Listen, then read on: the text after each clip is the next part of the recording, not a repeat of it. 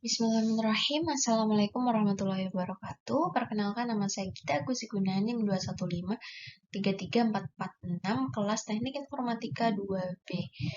Untuk tugas pemrograman berorientasi objek, dosen pengampu kira, saya memilih materi inheritance atau pewarisan.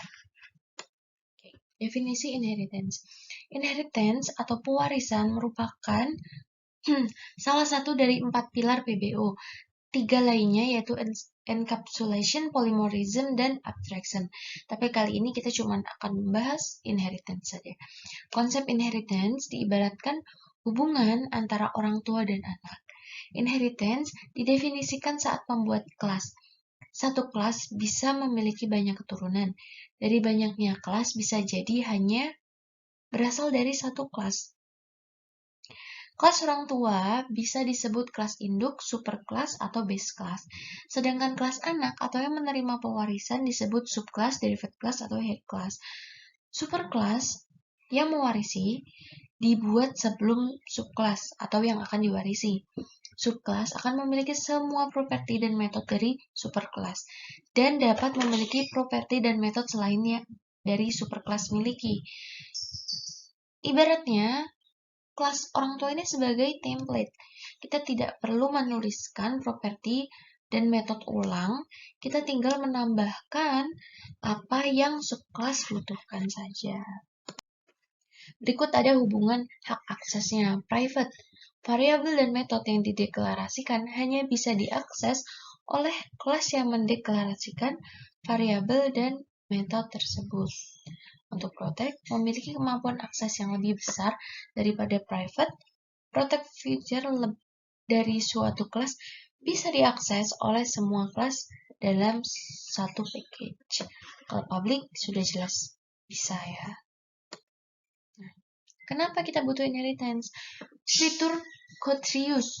Nah, karena ada fitur code reuse nih untuk menghindari penggunaan kode yang sama atau duplikat.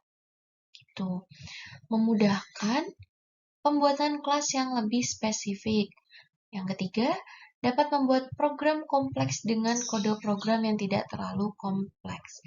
Jadi kalian bisa membuat kode program nih yang banyak, tapi nggak ribet, nggak berantakan, dan nggak ada duplikat-duplikatnya tuh, nggak double-double. Nah, contohnya lebih spesifik tuh gini. Burung ada elang dan flamingo. Elang terbang, makan daging. Flamingo spesifiknya makan ikan tapi tidak terbang. Seperti itu. Ada perbedaan. Ibaratnya burung itu superkelasnya. Oke. Kata kunci super. Kata kunci super dipakai untuk merujuk pada member dari parent class.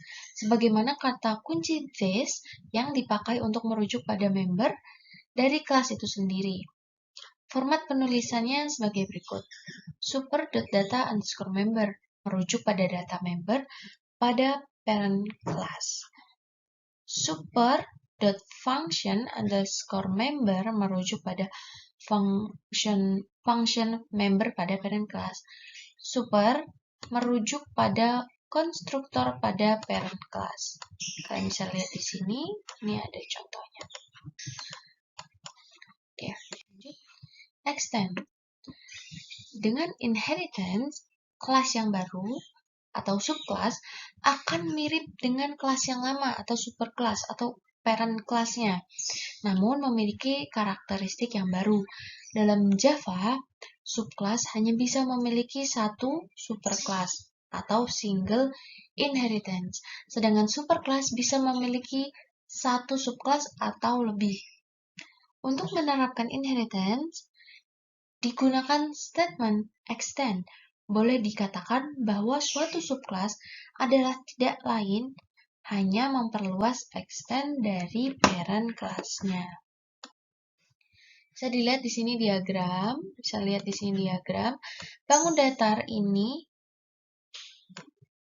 jadi parentnya, jadi orang tuanya. Dan ini subkelasnya yang akan jadi subkelasnya. Oke, lanjut. Nah, di sini sudah saya buat kelasnya berdasarkan diagram yang tadi. Oke. Di sini ada persegi, segitiga, bangun datar, lingkaran. Lalu kita buat main-nya nih. Ini ya.